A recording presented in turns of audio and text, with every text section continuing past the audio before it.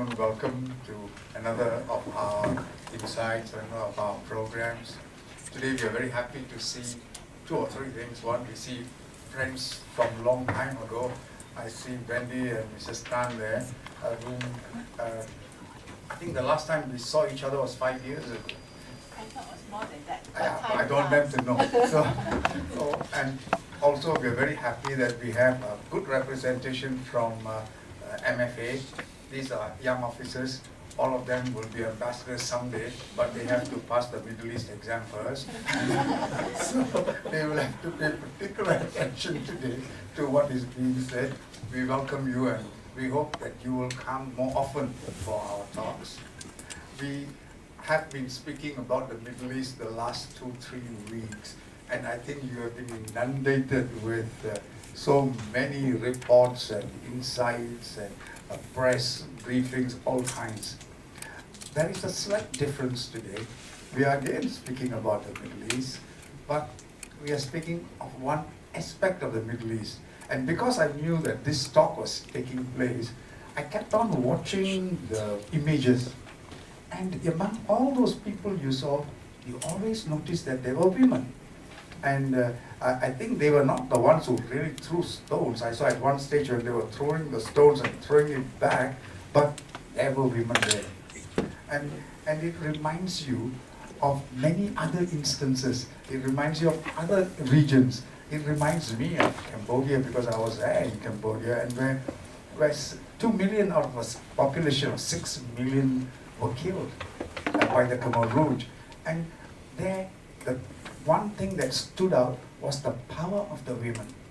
They were really steadfast. If you go to nearer times, if you go to Bangladesh, where I still am, you will find that people like Professor Yunus, the man who became famous and got his award, Nobel Peace Award, for his work with microfinance. He said when he first started off, it was the men. And it was so difficult in those days, we're talking about 30, 40 years ago, to get the women involved because the women in Bangladesh said, no, money we will not touch. That is for the husband. And she said that he has to do something. And today, 96% of all the people in the Grameen family are women. Slowly, they were not only able to do finance, he got them to do something else. He got them to believe that if your daughter must get married, you don't have to pay a dowry. You don't have to save all your life just to make sure she gets married. So they started things like a Grameen mother and a Grameen father does not pay dowry, for example. So again, women at work. I do not know what Dr. Sean Foley is going to tell us today, but I have a fair idea. But what strikes me is that how very fortunate we are to have Dr. Foley with us. Dr. Foley lectures in the United States, but right now he's in Malaysia. And that happens to, I'm speaking about myself, not a subject, and about Dr. Foley. That happens to be my favorite country. I think it's a great country. So maybe when we have time, we'll talk about Malaysia. We'll talk about Malaysia and also where I come from, the United States, Okay. Tennessee. Dr. Yunus began his teaching career Oh, at yes, my yes. university near Nashville. Absolutely, absolutely. I didn't remember that. Yes, absolutely. Tennessee. Yes. He was there. Yes. So, and right now, if you look at Bangladesh papers, Dr. Yunus is having a big problem. They are trying to unseat him, but that's another story. Today, we look at women in the Middle East. And you know about Dr. Foley. I am very proud to say that we are very happy to have you here, sir. We are glad that you could speak to us. And he was in Bahrain quite recently, so many more stories about Bahrain coming up. Ladies and gentlemen, I give you Dr. Foley. Thank you very much for that warm introduction. Can you all hear me? Yeah. Excellent. Second, Bangladesh is a country that's always interested me, so I look forward to an opportunity to talk to you. Your points about Bangladesh and women there are very important and will work back into my talk. If you look, for instance, at the amount of women who are working in the exports industries for clothing manufacturers, it's almost 70%.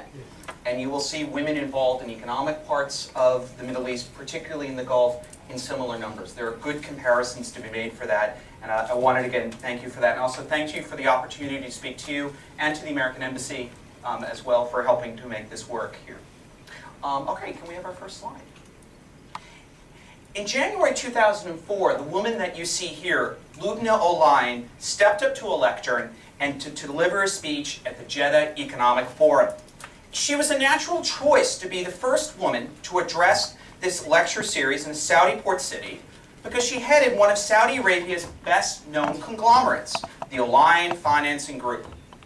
Lubna was a daughter of Suleiman Olayan, who had risen from humble circumstances to become one of Saudi Arabia's most successful businessmen. Yet the organizers of the conference might have rethought their decision to ask her to speak had they known what she would say and the controversy that it would spawn.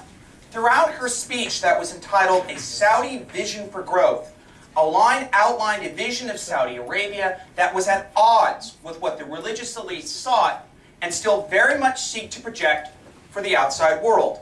For over 2 decades, they had rigidly enforced social norms that aimed to exclude women from virtually all public settings and to create a workforce that was overwhelmingly male, even if that meant importing thousands of foreign workers. Instead, Olayan put forward the argument that any Saudi, irrespective of gender, should be, and was serious about working, should be able to have the opportunity to find a job in the field for which he or she was best qualified.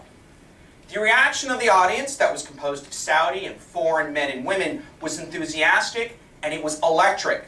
Not only did Olayan not wear the full hijab, you can see a lot of her hair is showing here, the covering traditionally worn by women in Saudi Arabia in public settings. Pictures of her appeared with other businesswomen, many of whom were not wearing veils and were freely interacting with men in public, appeared on the front pages of Saudi Arabian newspapers. Olayan and her colleagues had clearly broken a social taboo and it challenged openly the authority of Saudi religious elites. And it should come as no surprise that the reaction of these elites was one of profound shock and anger.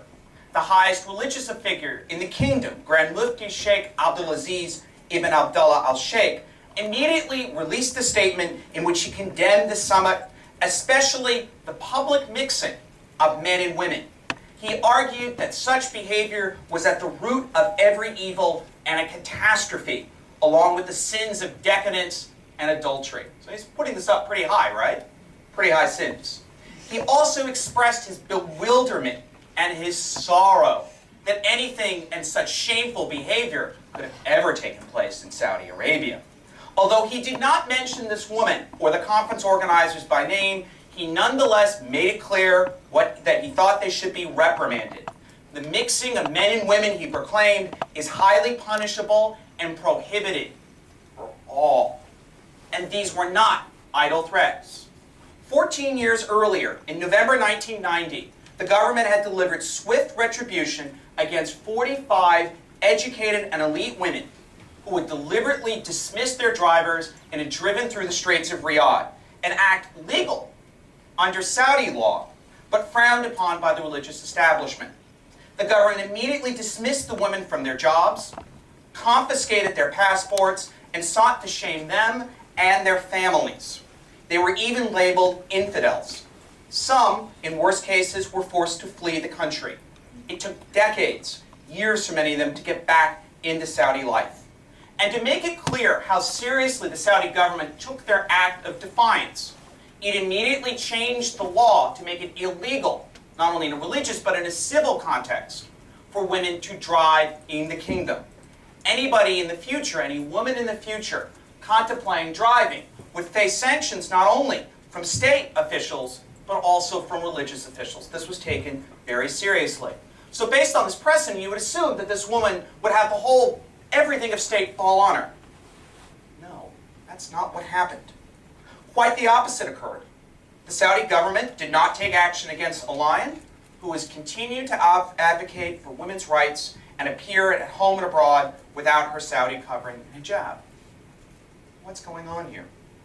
My talk today draws on my recently, thank you, published book, The Arab Gulf States Beyond Oil and Islam, which, among other things, explores the position of Miss O'Lion and other women in 6 Gulf Cooperation Council states: Bahrain, Kuwait, Qatar, Oman, Saudi Arabia, and the United Arab Emirates.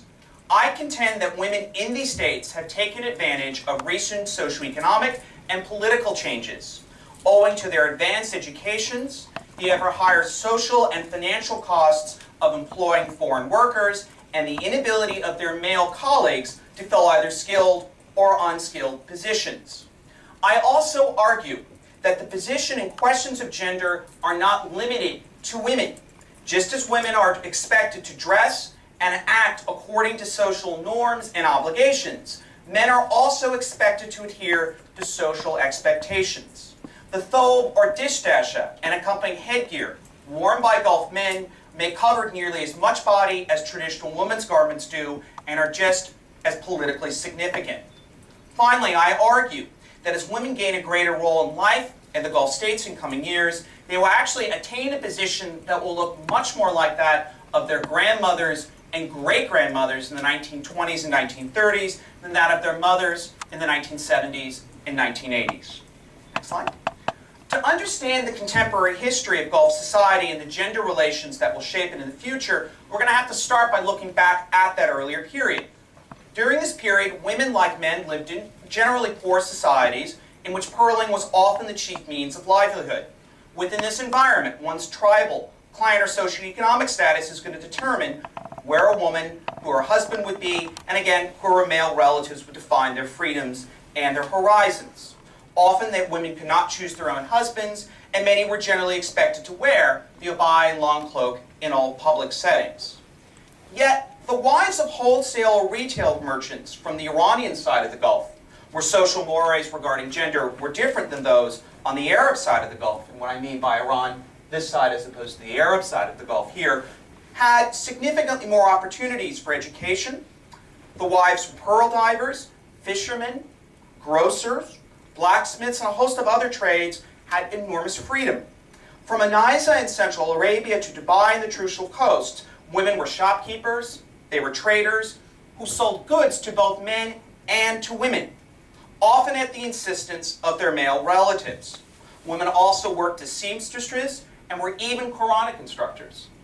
You can see there's a female Quranic instructor in Bahrain. You can see her with the stick telling the kids how to pronounce the Quran correctly. Got to get it right. And there have been schools and tutors, mutawa, for both boys and girls in Bahrain and other communities since the late 19th century, while daughters of merchants in the Hejaz regularly sent their kids to study in elite British schools in Egypt. Older women were midwives, folk healers, practitioners of Zar, a traditional religious condition akin to voodoo. By contrast, rural women worked in agriculture and Arabian husbandry. Bedouin women also wove clothing and produced small-scale crafts or goods. Many of them were also the chief commercial agents for their tribes and had to manage family businesses while their husbands were away for extended periods. Some women, such as Dubai's Sheikh Huda bint Omar, were wealthy merchants in their own right, held political power, and even on occasion led men into battle. Sort of remarkable thought of this. Her brother and her brother and her father couldn't do it, so she did it, led the men into battle. I'll tell you a story. In 1931, the Dubai Legislative Council, decided that it wanted to ban women from selling fish. Figured this was a good option, the impression was on. You know what happened? They got a very negative reaction, not from women, but from whom? Men. Why? Many of these men were fishermen in their own right and depended on these women to sell their fish. You can't go out and fish and also sell your fish at the same time. But there was another more important reason. Women were much better salespeople than their male counterparts. And of course they wanted to make what? Money. Give you an idea of sort of how these types of people, how women were deeply woven into the economic fabric of the Gulf. The collapse of the Gulf's pearl industry and the rise of Saudi Arabia, I guess next slide, yeah, with that. In the 1930s and 1940s, transformed the position of many women and men for the worst. Almost overnight, a chief source of foreign exchange in the region had dried up, export earnings plummeted, boats were laid ashore, and divers came home permanently. With this environment, many individuals would lose their savings, investments, and even their social status. Following the establishment of Saudi Arabia in 1932, the elites of the newly formed kingdom sought to eliminate ethnic divisions in their new state by imposing strict social, religious, and clothing or sartorial regimes on both men and women. Saudi Arabia's first king, King Abdulaziz Al Saud, decreed that all Saudi men serving in government must wear the Central Arabian Najdi thobe, like what you see these guys wearing here, which is the attire still widely seen in the kingdom today. Old regional and far more colorful clothing that men had used to wear for decades before ceased to exist. At the same time, women were also told that they had to cease practicing zar and were forced to wear the abaya, which eventually became the national equivalent of the Saudi thobe for women. Now, besides the sheer size, next slide, here we go, of Saudi Arabia vis-a-vis its neighbors, a significant factor in the kingdom's ability to shape the culture and politics not only within it, but also in the regions around it, was the discovery of massive oil deposits in the 1930s. This discovery brought unprecedented wealth into the kingdom, especially after oil prices quadrupled in the 1970s. Flush with unprecedented revenues, the Saudi state came to dominate the socioeconomic and political structures of the kingdom as never before via large infrastructure projects, direct cash payments, and social services. As large oil deposits were discovered in the Gulf, many of Saudi Arabia's neighbors, Kuwait all the way down to Oman, are going to follow very similar development strategies. Now, for men and women in the Gulf, the events of the 1970s are going to mark a transition as significant as the disappearance of the pearling industry decades earlier.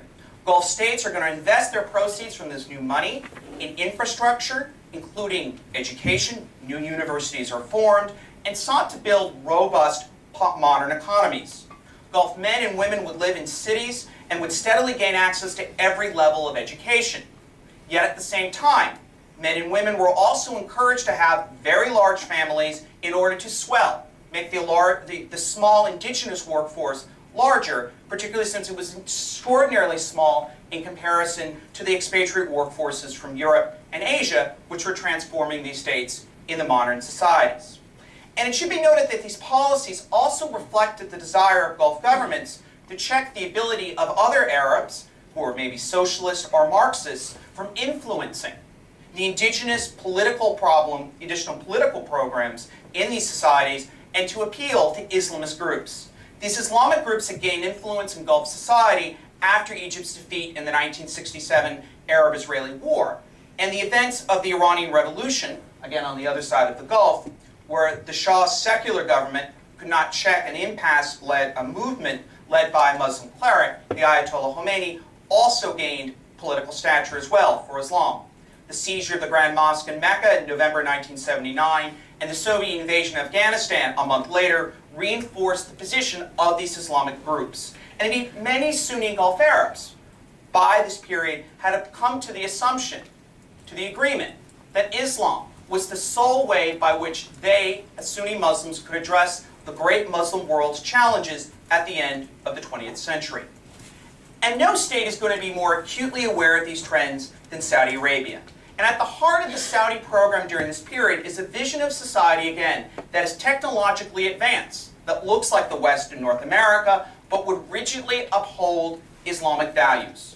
And this vision, it's important, was without precedent in either Islamic history or that of the Middle East. And a critical benchmark for the success of this vision was the ability to have women disappear from public settings. Banning women from public places allowed the government to provide tangible proof on a day-to-day basis to its Islamic constituent that it was addressing the concerns and their values. Under this new arrangement, once gender-integrated areas such as buses, office, and recreational areas became rigidly segregated. There's a whole set of parallel institutions that are built for both men and women.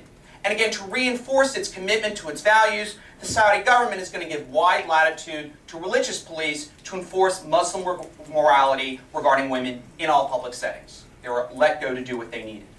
Now confined to both private and gender-specific places, women focused on what the state saw as their two primary tasks: having enormous families and helping to educate the new generation to replace foreign workers. And again, they could get these foreign workers in because the salaries in the Gulf were far higher than those in India, Pakistan, and other places. And the other states that provided expatriate labor could easily keep their foreign populations out. Again, all the assumption was they would produce enough educated technicians to run the system. These changes in Saudi Arabia were especially important because they coincided with the creation of what was called the Gulf Cooperation Council in 1981. This new organization that's going to be based in the Saudi capital here, Riyadh, helped to create a new pan-Gulf social identity modeled on the social mores of the Council's largest member, Saudi Arabia. And again, pictures of Western women in newspapers and other publications, as well as public signs, were edited increasingly in the region to conform to Islamic norms. And again, personal status laws also changed as well. The example of Bahrain that has been noted was in the news is startling. Starting in the 1950s, Bahrainis of all ages and genders began to wear Western clothing. And Bahraini men, as an American at the time noted, had left the Arab gown for foreign clothes. But when Bahrain joined the GCC in 1981, Bahraini men switched back, adopting the thobes worn by their fathers and grandfathers. Many female Bahrainis gave up Western clothing as well and were expected to adopt the veil. Those who did not were put under enormous social pressure to do so. And the reason was simple. It was extremely important for Bahrainis to show that they had joined the Gulf Cooperation Council and to signal that they had joined this community. Let me tell you a story, an example of what I mean. When I first flew to the Gulf in the mid-1990s, right before the flight landed in Abu Dhabi, I had to go use the bathroom. So I went to the back of the bathroom, one of the bathrooms in the back. And I had to wait a long time. Was I waiting for women? No. I was actually waiting for men who were changing out of Western suits into what? Thobes and galabeas.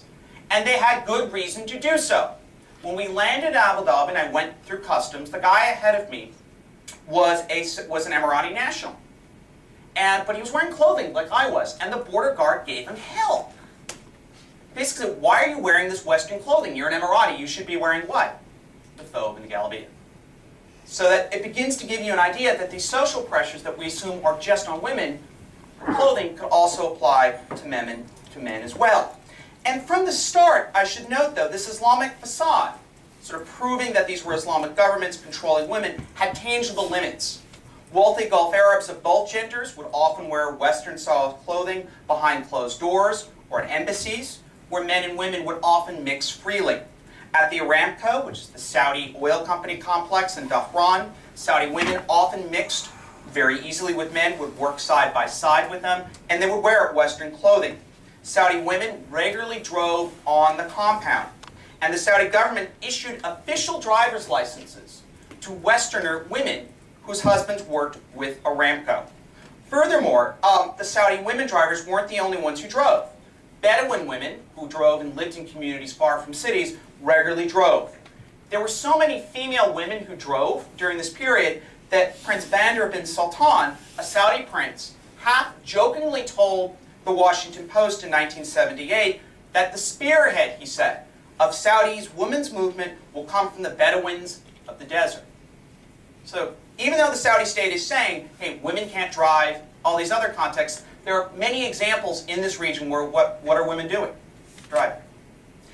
The restrictions on unmarried Saudi women traveling abroad, another part of this program to show we're being Islamic, arose at the same time that the Saudi government offered to pay the college tuition of any Saudi woman who married before she traveled abroad. Such investments were meant in part to control the behavior of men by encouraging them to marry Saudi women instead of foreigners. But the government would have never extended its tuition offer if officials did not believe that many Saudi women wanted to marry educated women. And second, that many Saudi women wanted to be educated abroad. And third, and most importantly, that Saudi families viewed higher education for women as a viable reason for marriage. These insights take on an even greater significance when one bears in mind that Saudi society, like many other societies, looks at marriage as a socioeconomic alliance between families or between tribes. Within this arrangement, brides actually have a substantial amount of say and a wide latitude to reject potential spouses. And this is important. Furthermore, when it comes to picking marital partners, families expect their younger men to defer to the judgment of others in their families, including mothers and older female family members. The comparative weakness of Saudi men of all ages appears in Saudi novelist Raja al-Sania's 2006 work, The Girls of Riyadh. Throughout the novel, one sees again and again male characters, including the most powerful and educated men, one of whom works directly for the Saudi government, that they cannot overcome their family's objections to their desire to marry the Saudi and non-Saudi women whom they love. Indeed, one character, commenting on the state of Saudi men, notes that they are passive and weak, just pawns in their families' move around the chessboard. Even in the most conservative of Gulf societies, patriarchy clearly can have limits. Men can't get all of what they want. Other states more directly expose the limits of this patriarchy and retain their commitment to Western notions of equality and female education. In Kuwait, for example, Islamists discovered that their influence had significant limits in the 1980s, especially in regards to women. An excellent example of this occurred in 1986, when Islamist deputies, Islamically oriented deputies, sought to establish an authority to promote Islamic law throughout the kingdom, which would also include severe restrictions on women's liberties. The Kuwait monarchy responded to this initiative first by indirectly or ignoring it, and then by dissolving the legislature that had had an enormous amount of Islamic deputies in it. Although Islamists and liberals often agreed on ways that they could cooperate against the royal family, in this instance, the liberals, those who sought a progressive vision of women, sided with the government directly. And again and again, the Kuwaiti royal family would forge alliance with secularists to check that opposition. So again, there were real limits to how far an Islamic agenda could go. And this essentially conservative framework, even with its limits, really began to change in the 1990s, when there was a second steep decline in the international price of oil in nearly 15 years, and this drop-in would compel the Gulf states to try to reduce their dependence on the proceeds from exporting oil and using fewer expatriate workers. Instead, governments sought to replicate the success of Dubai, which had seemingly grown wealthy based on an economy on foreign investment, services, and light industry. And the people who are going to benefit most from this change are going to be women, because they're going to be in the best position to fill the positions in this new booming private sector in government and other social services, focused specifically on services. Again, this is Forbes Arabia. We actually have a woman in the back. Can you tell me what this is talking about? This is Forbes Arabia. What's that sign here? The strongest 50 working women in the Arab businessmen. Yeah, Arab women businesswomen. These are the 50 strongest business women in the Arab world. In the Arab world, right. Yeah. And again, many of these women are from the Gulf. Good example. Look at number one. That's the woman I mentioned at the beginning, Lubna Olayan. She, of course, heads Saudi Arabia's largest business group, the Olayan Group. Another Saudi, Taher, directs Bahrain Gulf One's investments, which has $10 billion in assets. Vinny Jabraya oversees the Jumbo Group, which has got $10 billion in assets. Go on and on with this. Women also had opportunities in higher education and government. The head of Qatar's College of Islamic Law, Aisha Al-Mania, holds a PhD in Islamic law from the oldest university and among the most prestigious in the Islamic world, Al-Azhar in Cairo. Women also hold leadership positions in universities and educational systems throughout the Gulf as administrators, department chairs, and heads of research centers. Since 2003, every Gulf state has appointed women to a cabinet-level position. Kuwaiti, Bahraini, and Qatari women have also become senior diplomats. Next slide. In 2008, Bahrain's government appointed a Jewish woman, Huda Ezra Nono, as ambassador to the United States. Very important position. She was actually the third Bahraini woman to become an ambassador, others being Sheikh Haya Al Khalifa to France and Bibi Alawi to China. And to add to this, to her embassy, if you go to her embassy, virtually all her senior staff outside of the defense attaché are women. sort of an amazing thing. And since women on average are more literate, they perform better academically and stay in school longer than their male counterparts, this is actually going to make even more contributions in the future. In Bahrain, in Saudi Arabia, the UAE, Qatar, and Kuwait, female enrollment in higher education significantly exceeds that as men, sometimes by as much as 24%.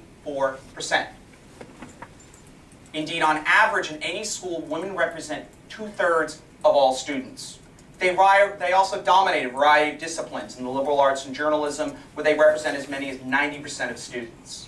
The World Bank reported in 2004 that for every Qatari man aged 25 and graduating from the university, there are 2 women graduates the same age. They're doing much better. The school dropout rate in many Gulf states for men is double that of women. So just remarkable statistics. And to give you an idea how this turns into politics, in Kuwait, women's success in university education has become a political issue, with Islamists claiming that it is unfair and demoralizing for Kuwaiti men to have to compete with whom?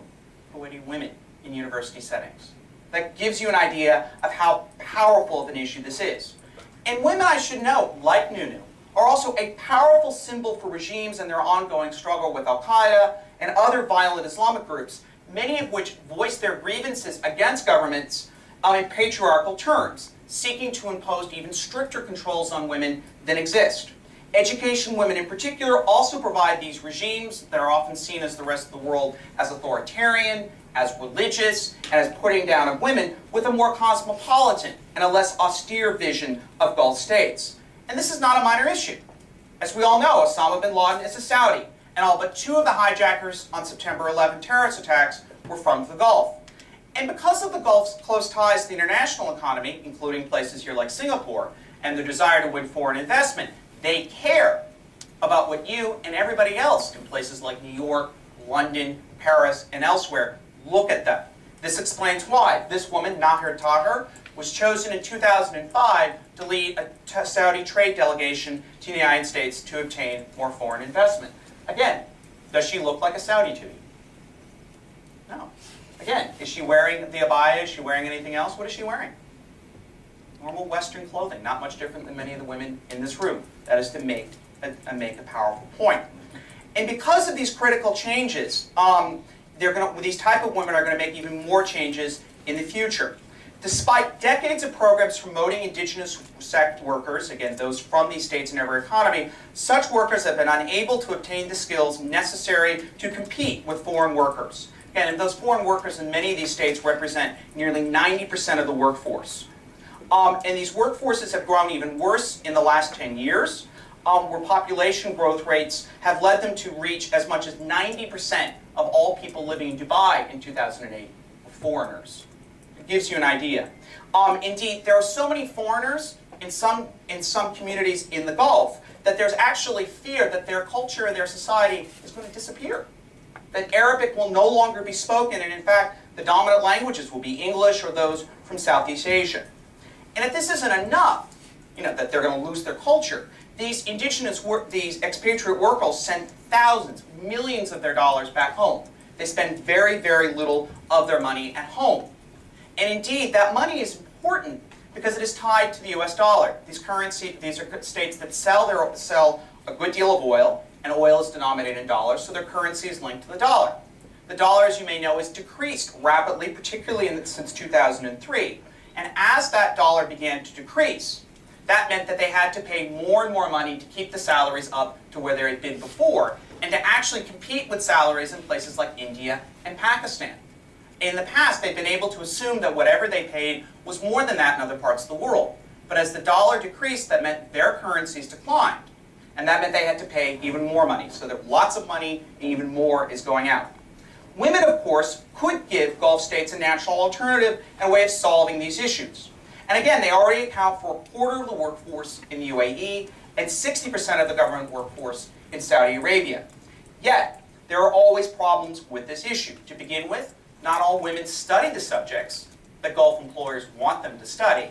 And second, there remains a strong cultural and familial pressures to prevent women from either leaving home to go to where jobs are or from taking the time out of their schedules to actually work. Good example goes with lingerie. Okay? Social critics repeatedly warned in 2006 that it was odd and distasteful for Saudi Arabia to have foreign men selling lingerie to women. Right? So the government said, okay, we're going to allow Saudi women to sell lingerie to Saudi women. And they opened it up and 10,000 applicants went out. People wanted to join this. A lot of people, right? The Saudi government received enormous pressure from businesses who didn't want to pay these women higher salaries, didn't necessarily think they had the skills to work in lingerie shops. So the Saudi government paused and said, you know what? We're not ready for this. We're going to wait.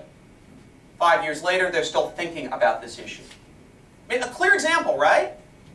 Women should be able to sell underwear to other women, right?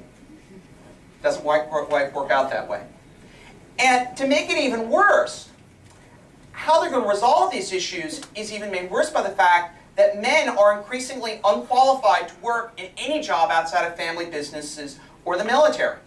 And with big career prospects on their hands and ample time, young men and even some older ones have gravitated towards antisocial behavior, including truancy, petty crime, drug abuse. Any hints of that here from Bahrain? You can see that needle going in.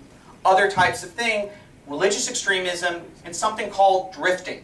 Now, drifting is a form of car racing that involves complex and extraordinarily dangerous maneuvers that will take place at high speeds. Drifters throughout the Gulf post their performances on YouTube, where they are celebrities and are said to have their pick of young male sexual partners. About that. It's become so popular that Chevrolet and energy drinks like Red Bull have begun to sponsor drifting races in major Gulf cities. You want to see one of those videos? Yes. Yeah, let's see. Give me a moment to get myself ready for that. Here we go. Here you can listen to it. This is actually a very popular car that they will rent. Not that expensive, and the insurance will take care of it. And you'll see why this is a problem.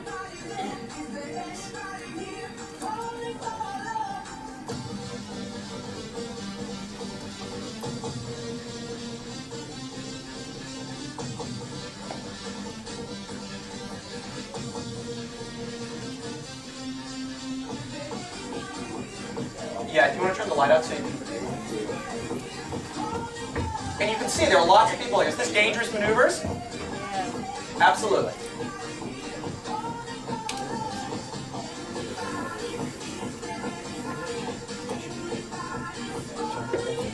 And you can imagine if you lose control and you go into that crowd, is somebody going to get hurt? You bet. And again, he's wearing a baseball cap. That will be important in a moment.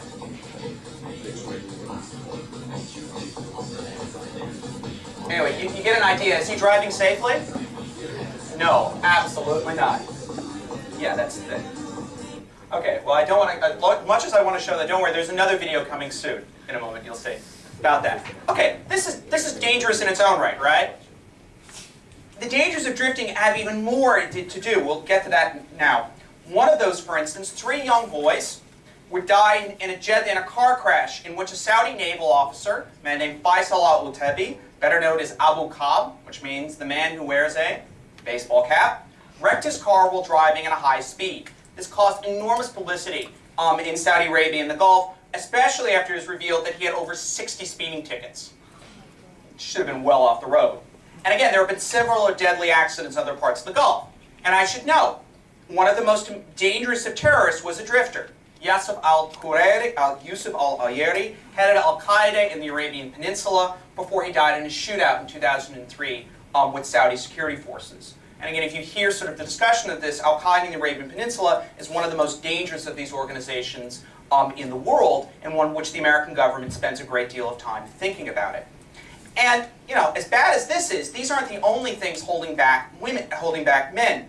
Many Arab Gulf men, like women, face class, ethnic, religious, and familial barriers to education, in marriage, and other forms of socio-political life. In some states, like Bahrain, foreigners of both genders and Shias have substantially fewer rights than some Sunni women. Even some Arab men, Sunni Arab men, face barriers that don't hold back indigenous women. A Saudi college dropout once told the Washington Post in 2007 that young Saudi men yearn to be equal with women, and many face severe restrictions. Quote, young men are oppressed here in Saudi Arabia. All I want is equality with girls. Drifting, especially when linked to other dangerous antisocial problems of young men, suggests that future gender questions in the Gulf are going to resolve more around how to integrate young men, including those in their 20s and 30s, into society and make them productive individuals before they engage in behavior that is dangerous to themselves and others, much more so than women. Remember, women are out getting education, becoming productive members of society. Men, not so much. And when we think about this for a moment, it's worth noting that the problems of the Gulf are actually analogous to those faced by the United States and elsewhere during the current economic downturn. A white paper produced by the U.S. state of Georgia, that's where Atlanta is, a city you may have heard of, in 2009 called for its government, the state of Georgia's government, to radically alter how it delivers social services to men, a significant percentage of whom it noted were in grave danger of becoming structurally unemployed. In other words, that even when the economy got better, they were never going to be able to find jobs again. They simply did not have the skills to work. The report noted that men in Georgia and in other parts of the United States, much like the Gulf, lacked basic modern skills and lagged far behind their women in educational achievement. The report also noted the striking statistic that the percentage of students who are female in Georgia's schools, its technical universities and colleges is approximately 60%, a number right in line with those in the Gulf. How women were going to use their social power in Georgia and in other parts of the world will be interesting to see in the future. Align and a host of other well-placed professional women throughout the Gulf and businesses. Next slide. Here, here, here. Again, this is here. Again, notice where she is. Is she wearing a veil? Nope. Think about that. Are going to advocate for social norms in line with those of Western values.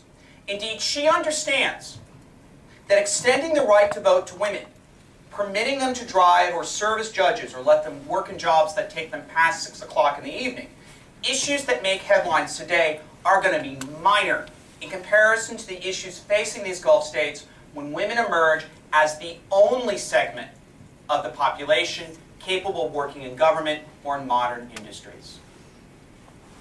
Think about that, what that would mean. And Gulf popular culture has already begun to accommodate this vision. Next slide. Great. Women's growing influence promote their goals and actually seek their support. Women now appear as prominent characters in television shows you see in the Gulf.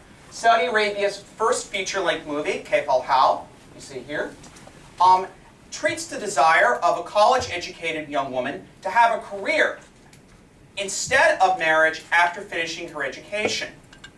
A remarkable moment. Kayf al-Hal, does anyone know what that means? How are you? How are you? That's right. How are you? And that's a complicated answer in this movie. Taher, who's actually played by a Jordanian actress named Mais Hamdan, and other women appeared unveiled. And in fact, Taher will have multiple scenes in which she is driving, with her father's consent, no less. Think about that. In addition, it's worth noting that those who produced Kayf al-Hal, Prince Walid bin Talal, he is not only one of the wealthiest men in the world, but he's also a member of the Saudi royal family. And indeed, this movie can be seen, at least in some respects, as an official vision of what Saudi Arabia wants to see itself to the world. Would you like to see a couple of clips from that? Sure. Okay, I'll show you. Okay, first one is just kind of there for fun. So hopefully we can get this right. It's a scene. Let me go. Yeah. Yeah. Let's go back a little bit. Yeah, I think it's 24. Yeah. Yeah, here we go. This is one of the characters. A little bit more. All right. First scene is going to be in Riyadh, and it's going to be guys drifting around driving, and you'll see Sultan, who's Hisham al-Huwaish, driving around with his buddies. Sultan is one of the lead characters. He's sort of effectively Saher's love interest. But you'll see these three guys, teenagers, young men, late teens, early 20s, driving around, and one of them sees a girl that he thinks is cute. And you'll see, you don't need to know the Arabic to know exactly what he's saying and how he's saying it. And then you'll see what happens to him. Here they are. And maybe we'll make this a little bigger so you can see it.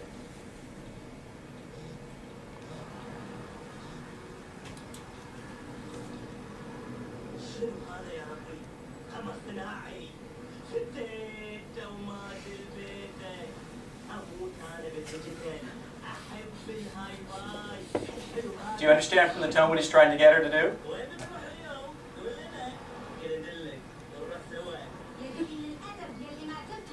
Yeah, she knows him.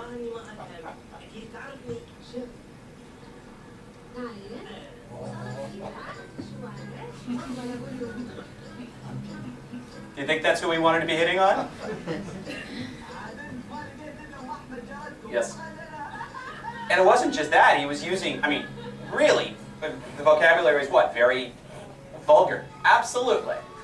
Absolutely. Yeah, let go for a moment. We'll pause this for a second. Very vulgar sort of vocabulary, you know, trying to get her attention, all these things. And he says, oh, great, I think she knows. It's great the moment he says, I'm certain she knows me. She flips a cap and she does. Yeah. Yeah, not who we wanted. Not who we wanted. With that. But the language is especially, and she's like, look, you can't, you know, this is not what you want to say to a woman of that age. With that. Okay, next scene. Let's go a little farther to 24. This is them, of course, doing the sort of typical Saudi, I'll go back. Yeah, here we go. This is Taher again, and this is with her father and her mother. And she'll sit down. There she is, sitting down. She's giving a banana. Yeah, let me get up.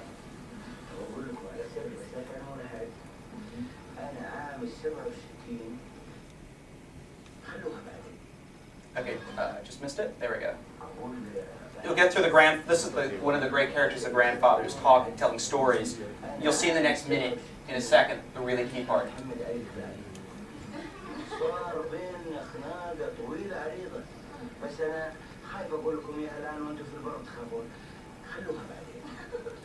Okay, look. What did she just take? The key, right? Yeah.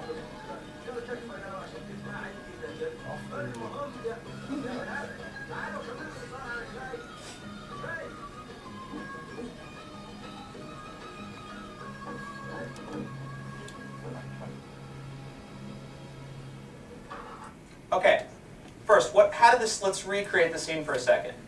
What does she do? She takes the keys, right? And what does he do? He playfully what? Slaps her. Think she's done this before?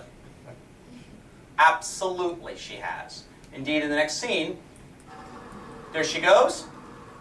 That's Taher, that's Sultan, I'm sorry, watching them go, and she drives off. Think she's done this before? Absolutely. And indeed, to make the moral point about why this father, and remember, it's the father consciously allowing her daughter to drive. This will come back and save him. Why? The sort of ultimate scene in the movie, his son gets taken in because he's attacked Sultan. It's a long story. He has a heart attack. Father has a heart attack. No other men are in the house. Guess who drives him to the hospital? Right. Think of sort of the message that's being sent. Sort of official message that's being sent in this context, which is a very interesting way of doing that. Yes, we'll go back to the next slide. Give us a second. Sean, can I point something out from the previous clip? Yeah. In the context of the educational statistics that you were saying, it's interesting her response to him in the car was, yeah, Adil al-Adab, Yeah. which literally translates, I'm sure you know, to, you're lacking Behavior. education. Well, it's not an education, but adab being manners. Manners is even more. Right. Yeah. And so I just find that interesting that it indicates that he's acting like uncivilized. Brute. Yeah, absolutely. Well, he's a young man who's got one thing on his mind, and manners is not what he has on his mind. Let's put it that way. But yeah, absolutely. And the word adab is important. I mean, yeah, I mean that's a really strong term. It comes from literature. Right.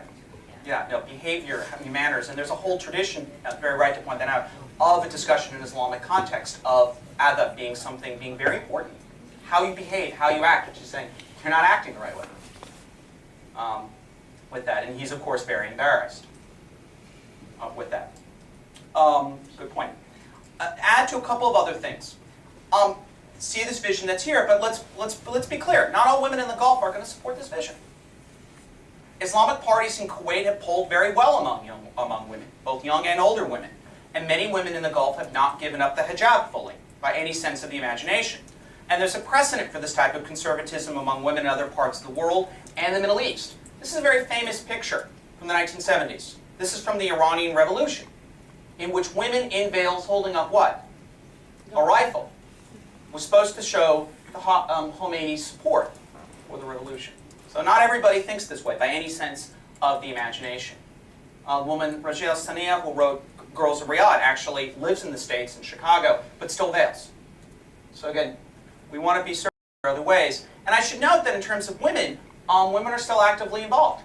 This is an example recently taken from Bahrain. Women there pushing for the rights of their community. They've been very much front and center, not only in Bahrain, but also in Egypt as well. Women are actively involved, not only in the protest on the streets, but also they're the ones who are better educated, so they're going to be the Facebook generation, the term that gets used as well. Now, it is ironic as women's place in the Gulf again begins to evolve. It's actually beginning to look something that looks a lot more like the 1930s. In the past, as is now, we're beginning to see women in positions of authority and power. Women have been successful in commerce, in medicine, and education. They, again, some of them are even religious leaders who are going to get social respect and cultural respect for their knowledge and power. Future generations of Gulf women will be most likely integrated even more and into every aspect of public life and private life, just as they were in the past.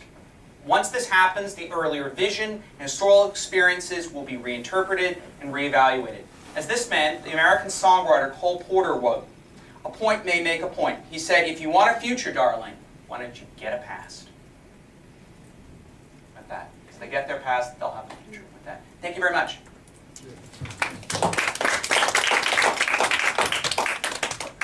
Okay.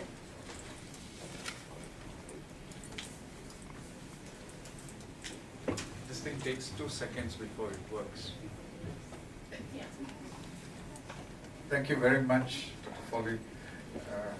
You have had a sweep through, but there are many more areas you will want to ask questions about, or make a comment, or disagree. Please identify yourself, give your name and your organization, and welcome to start asking anything.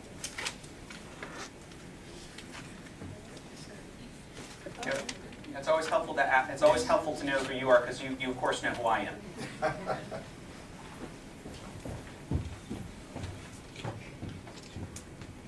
Thank you, Dr. Foley, for this beautiful presentation. My name is Camille Germanos. I am associated to the Middle East Institute here in Singapore, and I am Lebanese, by the way. Okay, great. I've spent lots of time at AUB, so a country I like quite a lot. My English is not very good, so I will read my question, if you don't mind. So I can see that the Saudi political establishment put the hijab on their social practices, but they did not do so on their political strategies. And so could you explain, please, briefly to us how deep is the rift between the political establishment and the religious establishment in the kingdom? You could show us the rift between the religious establishment and the social practices, the social imagination. But could you also talk briefly about this rift and how different the Saudi Islamists are from the Sunnah of the Middle East? Because I wouldn't like you to belong on the Shia of the Middle East also. And maybe some of their organizations, like the Muslim Brotherhood, who is now on all the headlines after what happened in Egypt. You can answer my question at the end of the conference, because maybe it's not directly related to your talk. Thank you. Okay, thank you for those questions, and thank you for sharing them in English. I would say a couple of things. First, when we think about the religious establishment versus the government, the Saudi government has an enormous royal family. And the royal family is sufficiently large that it almost functions as a ruling political party in its own right. And indeed, there are factions within that party. Does anyone know what's sort of the key determinant of your status within the Saudi royal family if you're a son of Ibn Saud? What? Yes, who are? Yeah, the royal family. Does anyone know how you determine? Your mother. Your mother determines actually your status if you're a son of Ibn Saud, and guys who have the same family click together, which is an interesting definition. What I would argue is that the religious establishment and the government work together, but the problem is that there are differences within both the religious establishment and within the government, and it depends on the context and on the question that you are asked. The government, when it needs it, will get what it needs from the religious establishment. It wasn't a coincidence that right before the Gulf War in 1990, the religious establishment issued a fatwa allowing the Saudi government to work with foreign military forces. And more recently, actually, the Saudi religious establishment has issued a fatwa about demonstrations and about opposing the Saudi government and it being un-Islamic. So they will work together, but that doesn't mean they share the same opinion on the world at all, and it depends on the context with that. I wish I could give you a more specific question. If you ask me a question of driving, that's one thing, or other issues with it. They're mutually coincided. The state is founded since its first appearance in the 18th century as a cooperation between the religious establishment that sees itself as linked to the ideas of an 18th century Hanbali scholar, and the religious establishment and the political establishment clearly see themselves as working hand in hand, that they need each other. Saudi Islamists, of course, are different than those of other parts of the Middle East, with the exception of, does anyone know where Wahhabism is also practiced as a state religion? Same idea? Qatar. Interestingly enough, Qatar and Saudi Arabia actually share a common religious tradition, Hanbali religious tradition. But outside of that, the rest of the Middle East practices often Sunnis a very different form of religion, often very different, where religious leaders will look at similar texts and come to very different answers. And the religious questions that take place in Saudi Arabia are very different than those that you'll see in Syria, and certainly very different than you'll see in Lebanon. Or in Iran, for that matter, which is does anyone know the difference between Saudi Arabia and Iran, what the key differences? Besides language, besides one being Arab, one being Iranian? Farsi? That's right. Iran is a Shia state versus a Sunni state. That also makes a big difference with Lebanon as well, which has a substantial Shia population.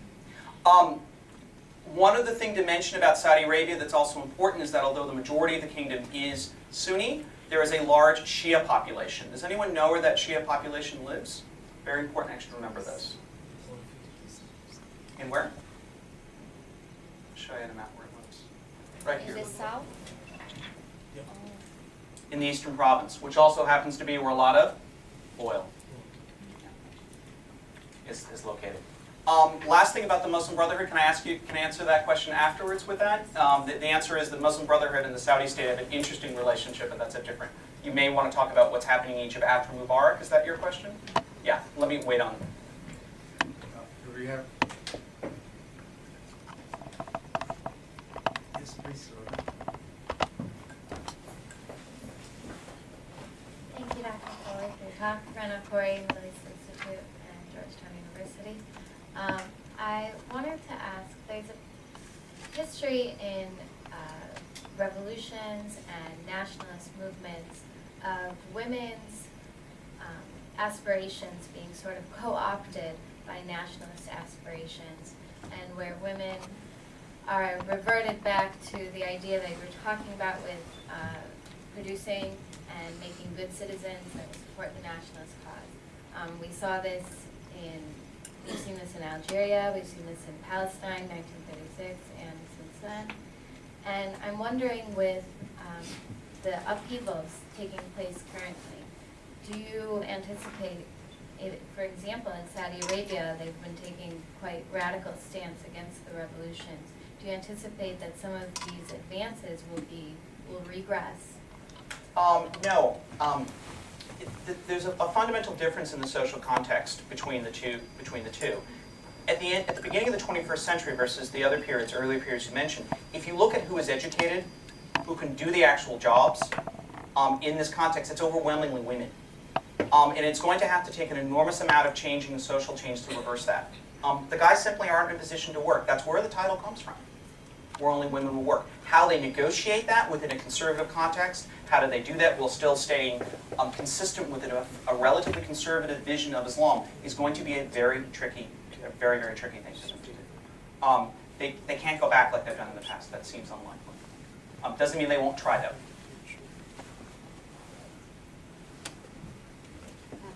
Sorry. Yes. Yeah.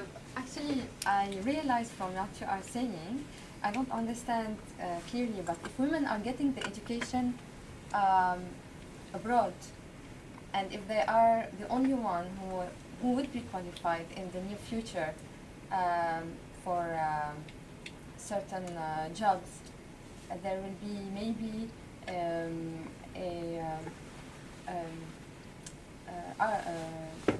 conflict between a Western mentality with women educated in the West and very conservative men, maybe? Oh, sure. Look, it's not just educated abroad, it's at home.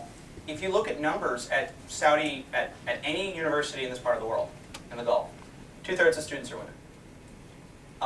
That means that people overwhelmingly who are getting educated and qualified to work in any sector are overwhelmingly women.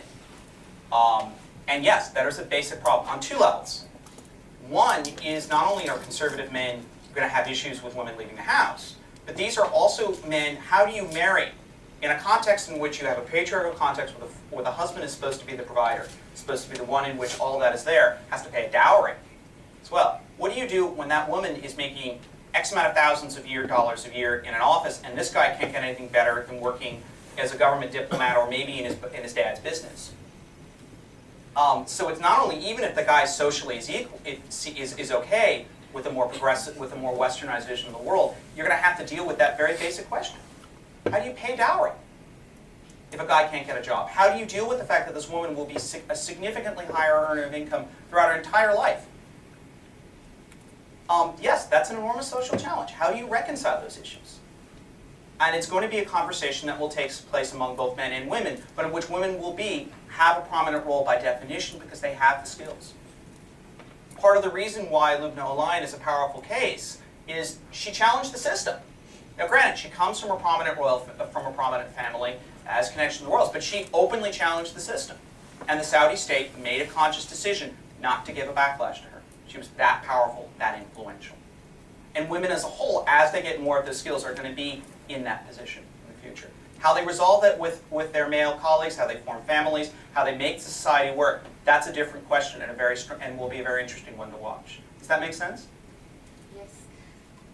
I'm sorry, I don't want to ask all the questions. Okay, well, other people, you can ask me afterwards, don't worry. And there's always email as well. Yes. Yes, please. Say your name. My name is It's okay. my name is Clara from MFA, Ministry of Foreign Affairs.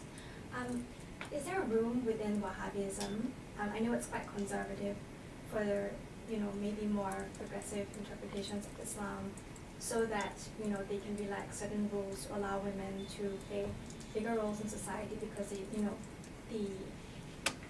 development of the economy depends on it. There's this imperative. So is there room within their religion to actually, and also within the religious leadership, are there younger ones or different sectors of the religious leadership that are more progressive?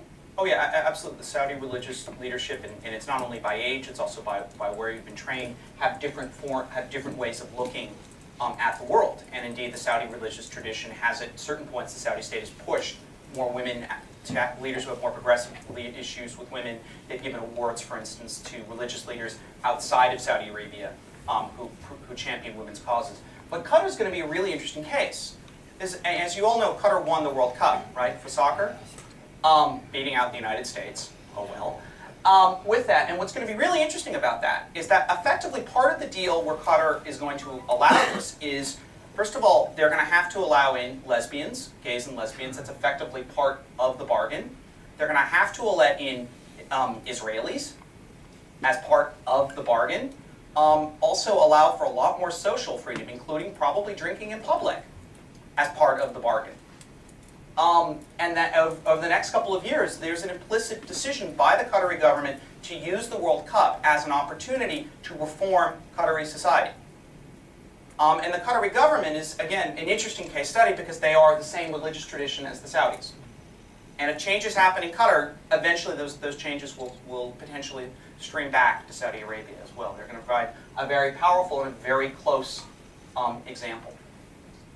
Bahrainis, for instance, claim that they made Saudi Arabia more liberal because of the building of the causeway.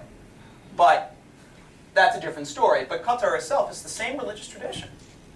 Those are going to have to be people who are going to be using the exact same text, the exact same things to come up with radically different alternatives. I mean, Qatar, for instance, has churches, openly Christian churches that were built this year. There are churches, for instance. We think of this region of the world as not being friendly to Christians. All throughout the Gulf, there are churches, openly public displays of other faiths, and that's part of what Qatar is going to have to do. And again, the drinking in public also. I mean, this is soccer with Europeans. I feel like with the issue with women, it might be more sensitive than all these things like drinking and letting in people. But they're going to have to deal with women as well in that context. And women go to World Cup soccer games too. I mean, there's going to be a certain expectation that Qatar is going to adhere to social conditions, the social norms that are consistent in Western Europe. That is an implicit agreement that they've made in winning that cup. They wouldn't have been able to do it unless they made that promise otherwise. Could I ask a question? Yeah. You know, because you mentioned soccer, so I want to go from soccer to Formula One.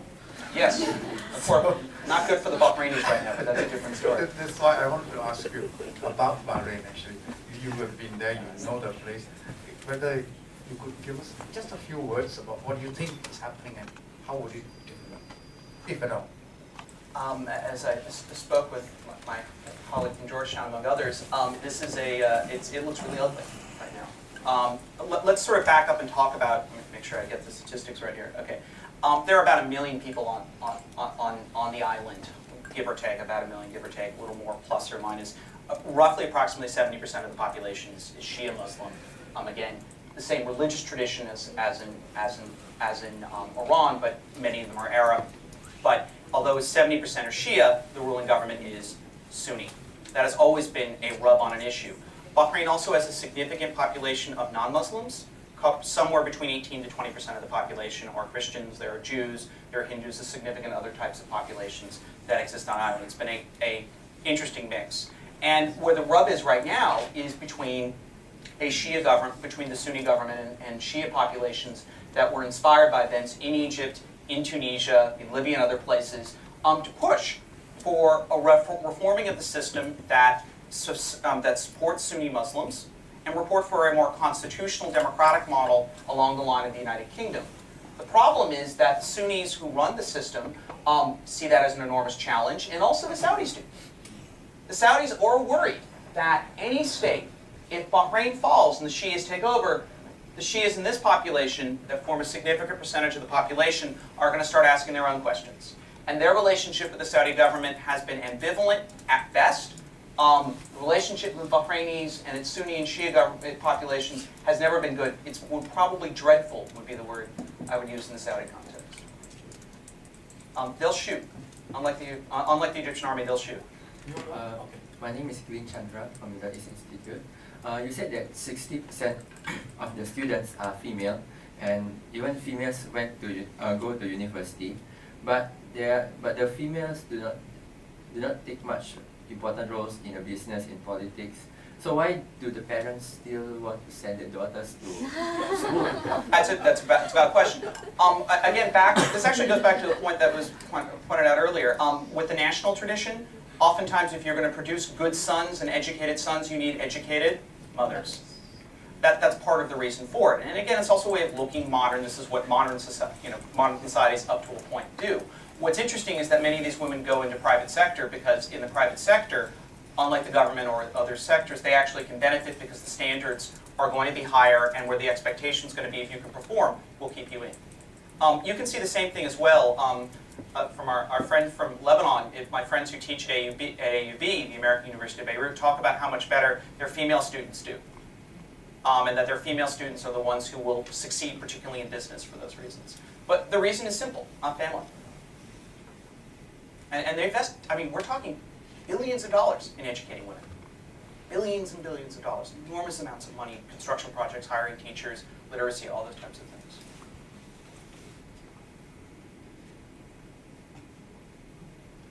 Yes, please.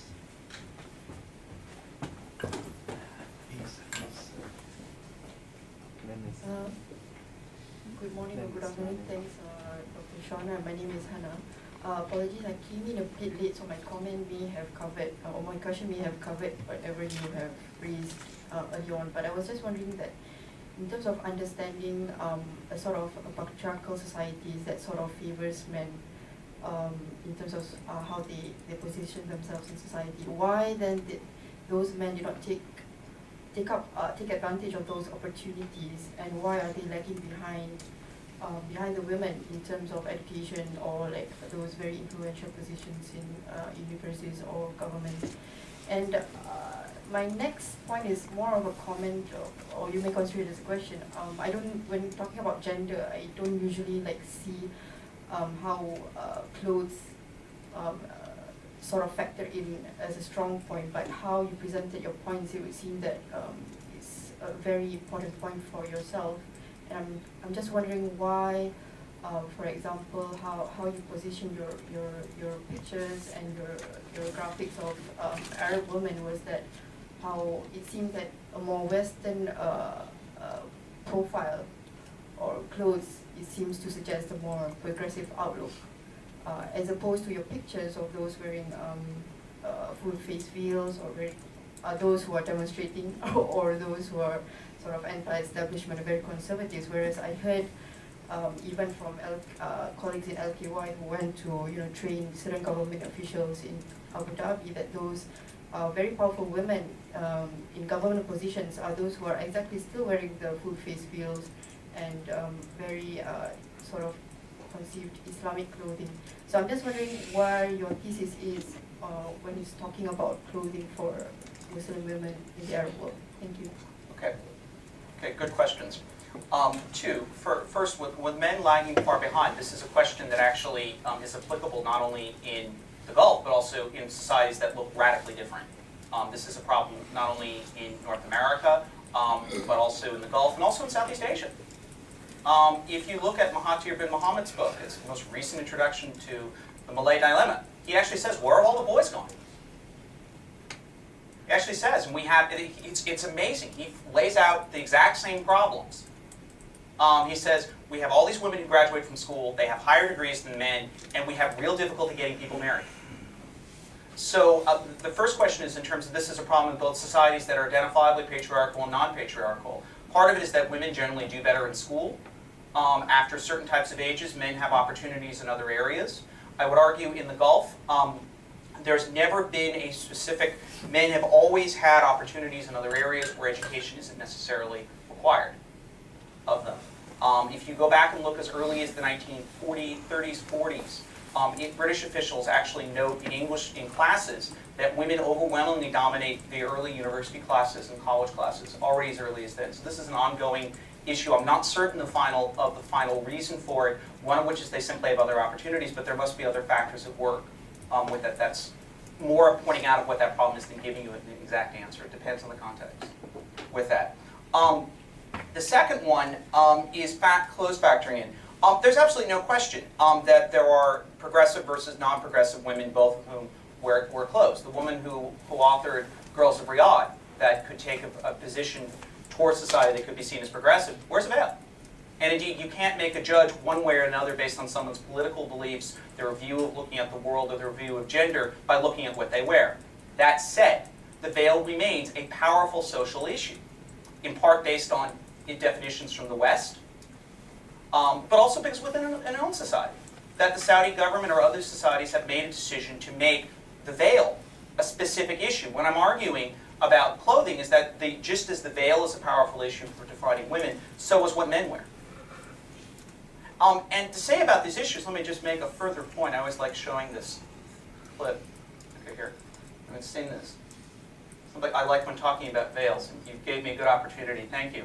And the message, by the way, from the West, by the way, goes back and forth. This is from a Presbyterian American women's magazine at the turn of the 20th century. And it says the one over there where the woman's wearing substantially less, that's horrible. This is the one they want women to wear. With that. So, in terms of that gives you an idea. There are multiple messages, but the actual clothing what women have veiled, where from the West has been a social issue and an issue by which the society has been judged for a significantly period of time, and that's how it judges itself. With that, there's no question of that. Does that answer your questions? Okay, you can say no. I'm just saying that how usually like women common knowledge, I mean, from the US or from the West. I did use the West, but let's just put it as simplistic for now. It's trying to understand Arab women or Muslim women. It seems it's an either-or question, whereas it's a more nuanced debate within the community center. I think how you position some of your pictures is very powerful in the sense that it's sort of still perpetuating these sort of ideas that that you're sort of allocating certain progressives to a certain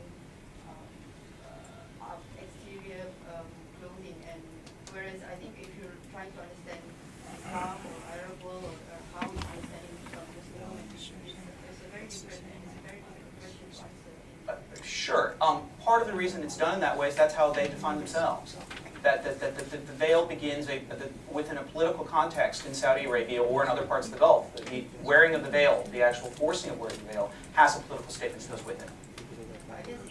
But that doesn't mean, no, by any sense of the imagination at all. And in fact, if you look at Malaysia, for instance, just right next door, politicians, for instance, let me show you an example of what I mean by this.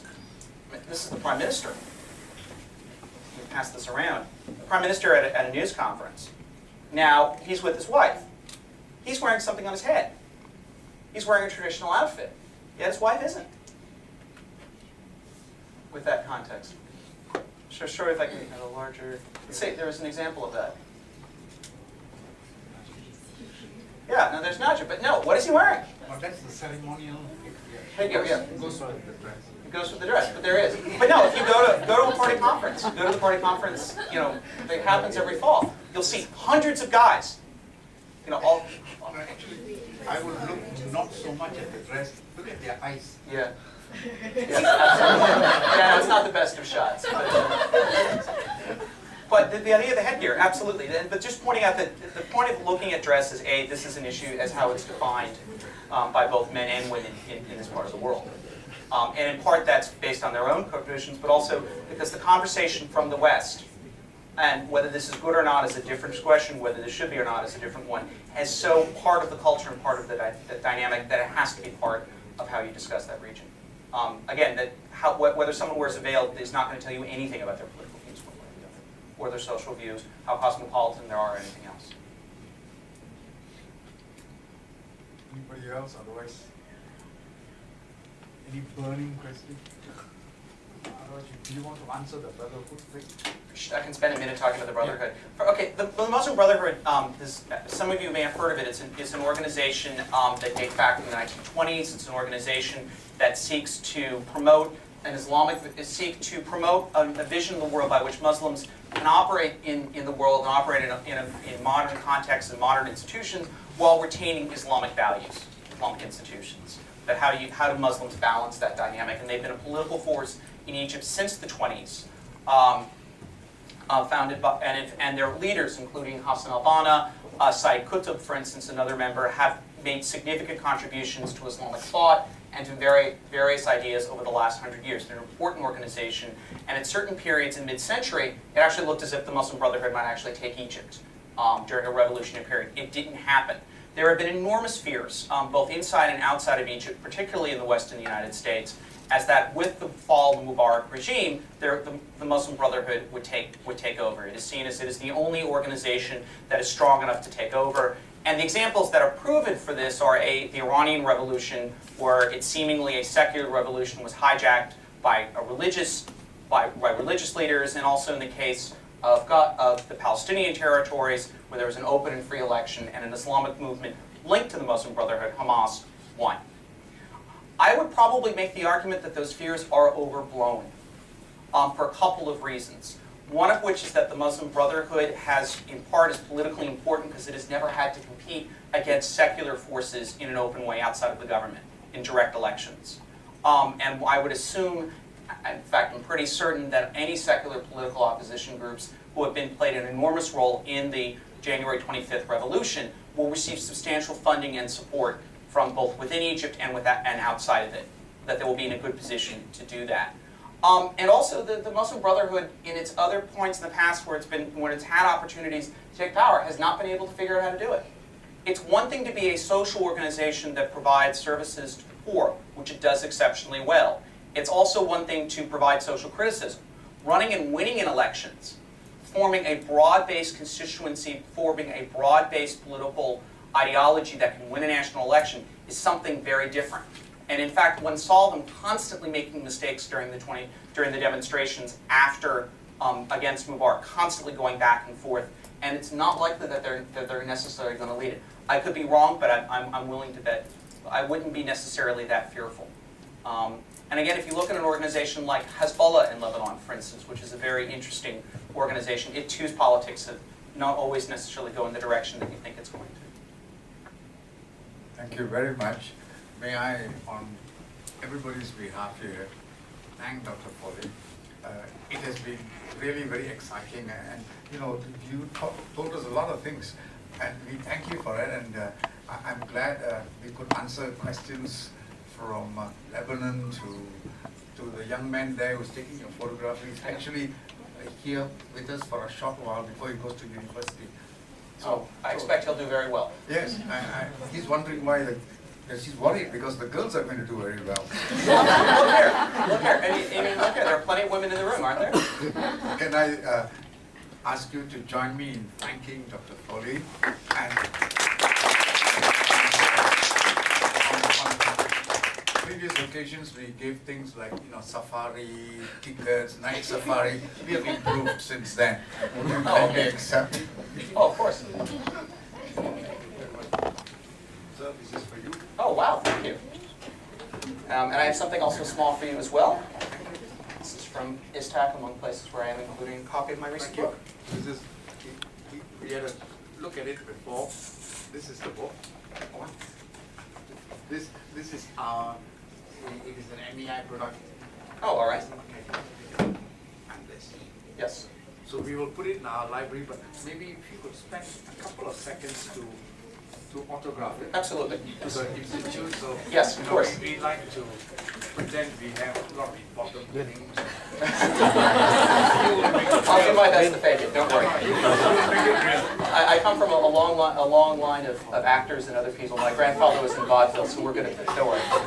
As an Irishman to do it, he'll perform. So please join me again. Don't just go away. We have something outside. And then those of you who want to come in and say hello to Dr. Foley, and remember he said he could be contacted on email, take advantage. Thank you very much for joining us.